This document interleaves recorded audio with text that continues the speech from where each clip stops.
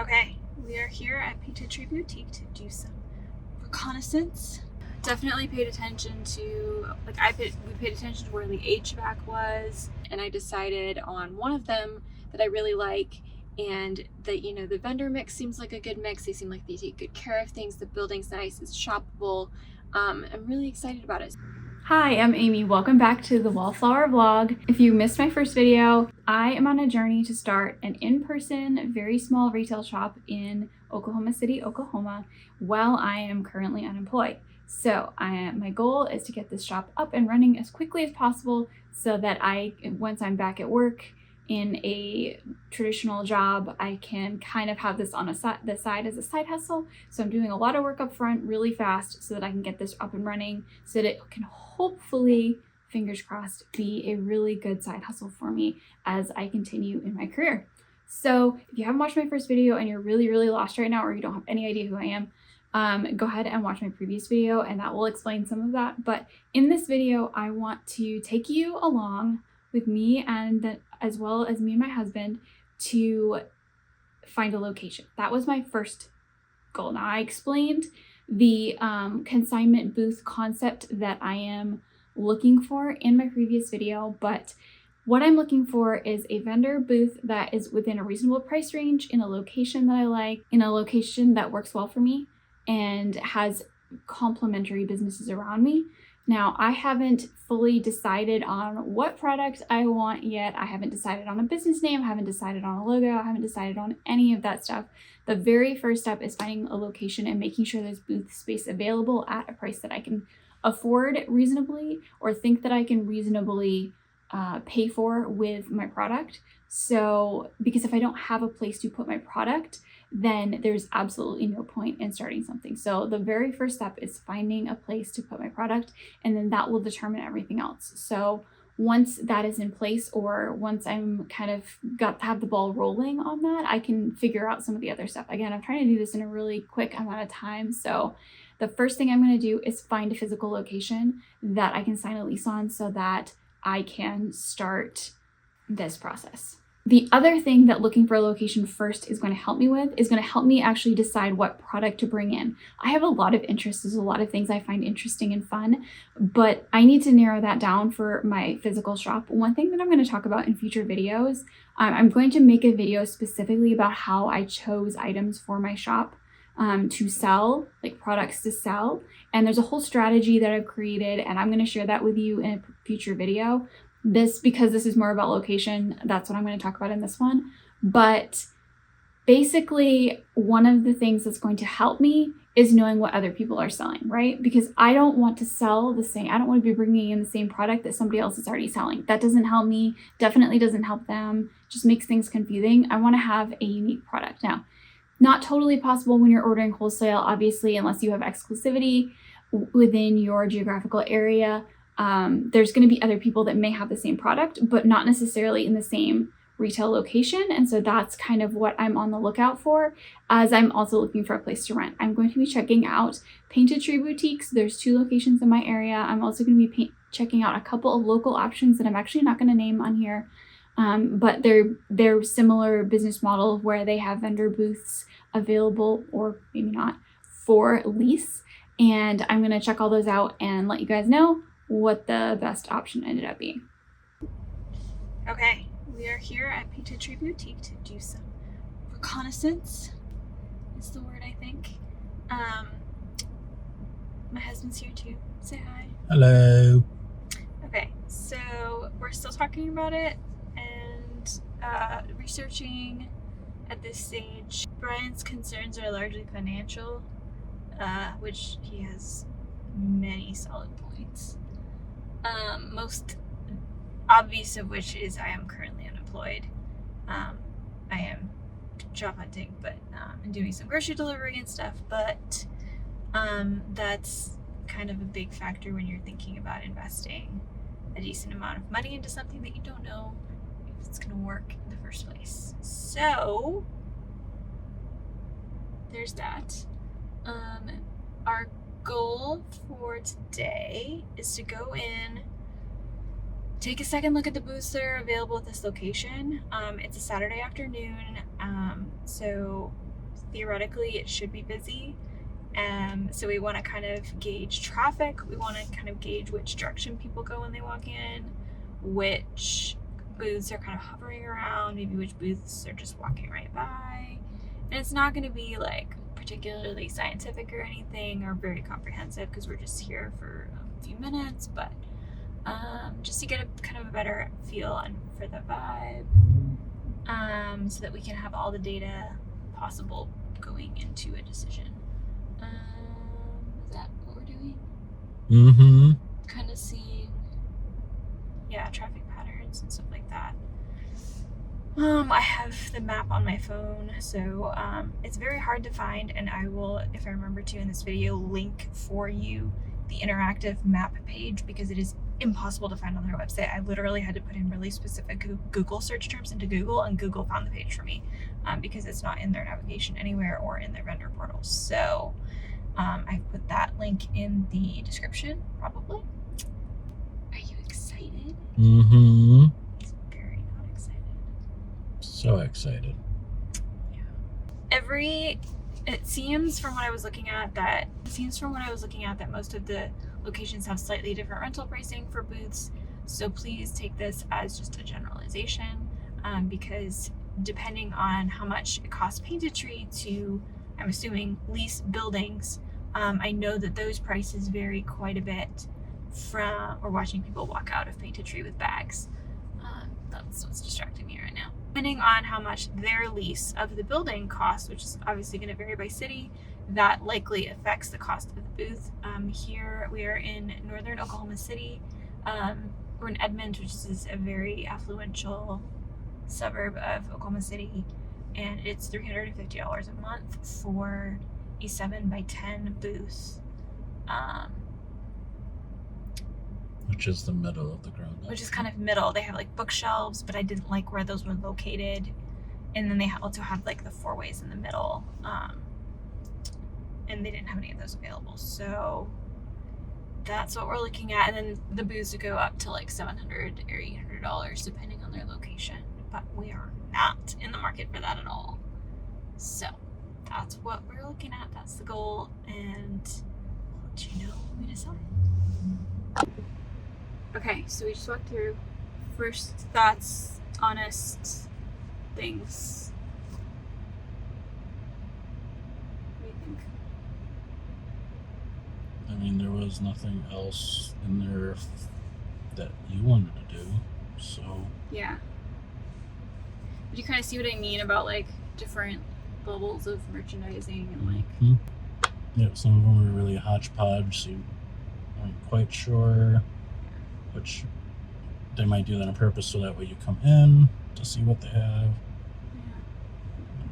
I find that wildly confusing.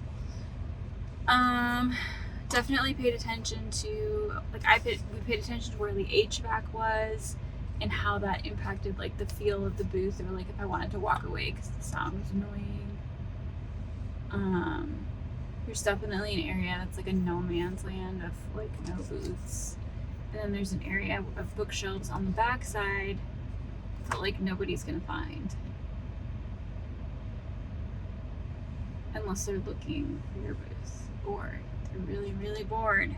And then like one of the booths I was looking at has a fire extinguisher on the end, which means you can't put anything on that wall, so that limits your space.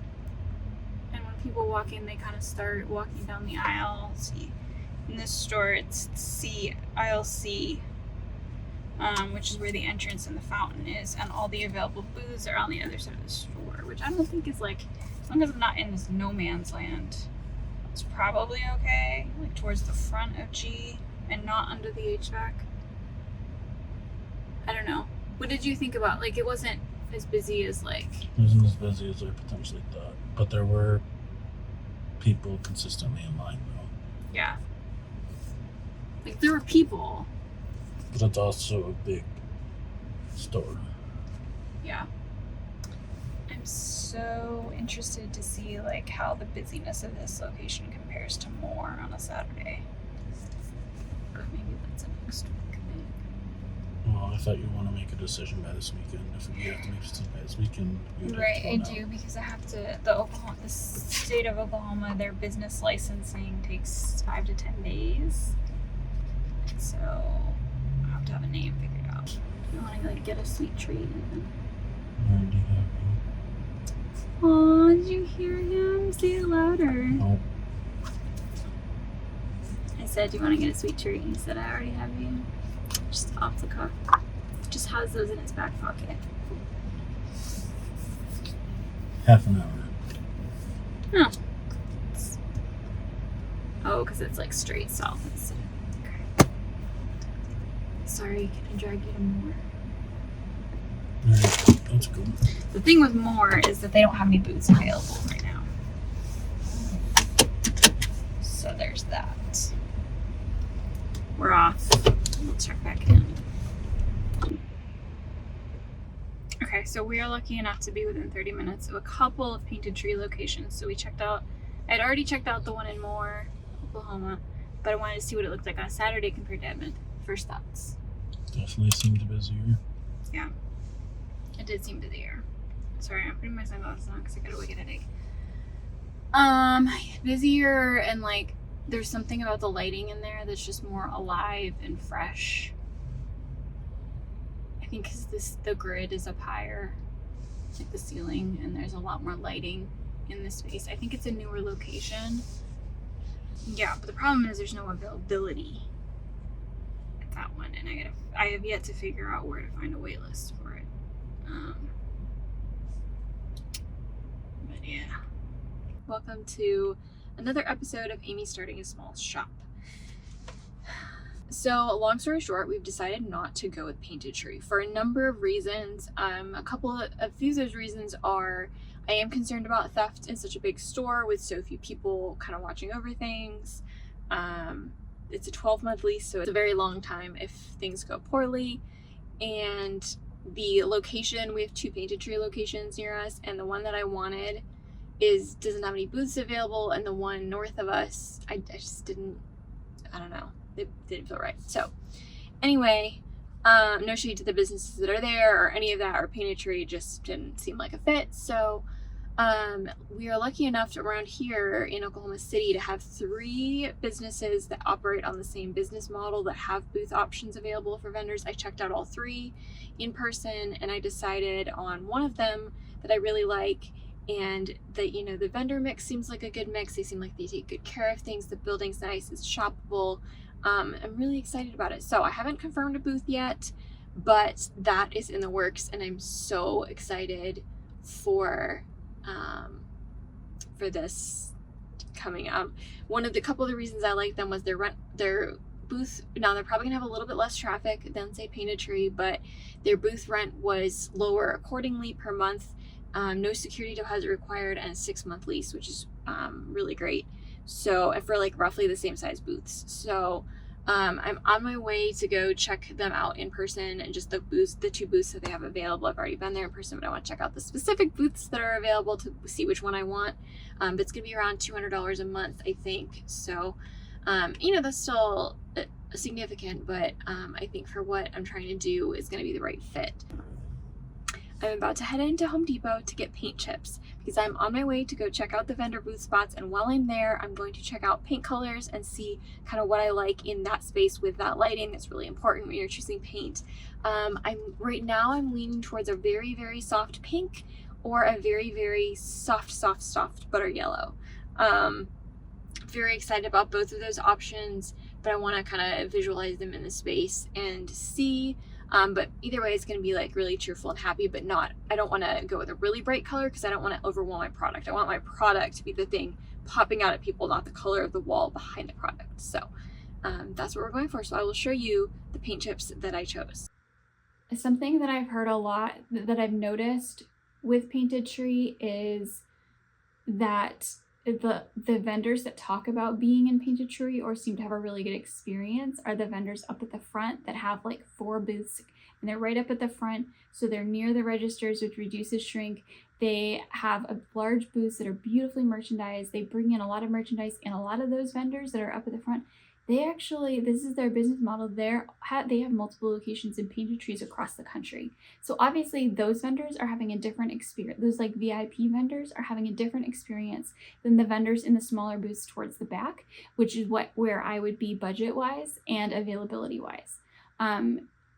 Also, I'm not sure I noted this in previous clips, but the painted tree in the northern part of the city had availability, and they seemed to have a lot of availability, and the vibe of the store I didn't like as much as the one in the southern part of the city, which was a nicer, newer store, had a better vibe, but all of the booths were full, which is great for them. That means that they're doing good things are happening there, but they just didn't have anything available for me, and it's been quite a while since I emailed them, and they never emailed back. So we're just going to let that one go, and we're going with the local option for now forward. So I have signed on my booth, and now it's time to get to the rest of the things that I need to do. So you would think that the next thing would be naming, but I actually need to get my product in order. So while all this has been going on, picking locations, while I had some emails out, I did choose a business name. I'll go into that in another video. And I did submit all of my paperwork to the state of Oklahoma so that I'm all nice and legal and stuff.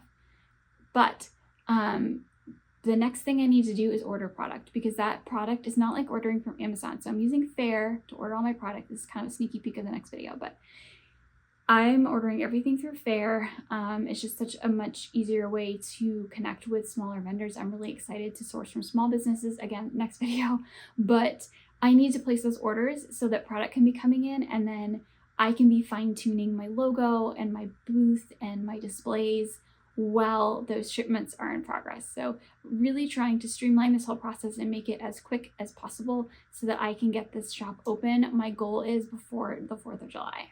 Thank you so much for watching. If you want to keep following this journey, whether you want to see me fail or succeed, please hit the subscribe button and like this video so that I can keep creating more of these vlog videos for you. I'm super excited to take you behind the scenes and super happy that you're here. So again, please like and subscribe if you'd like to see more of this content.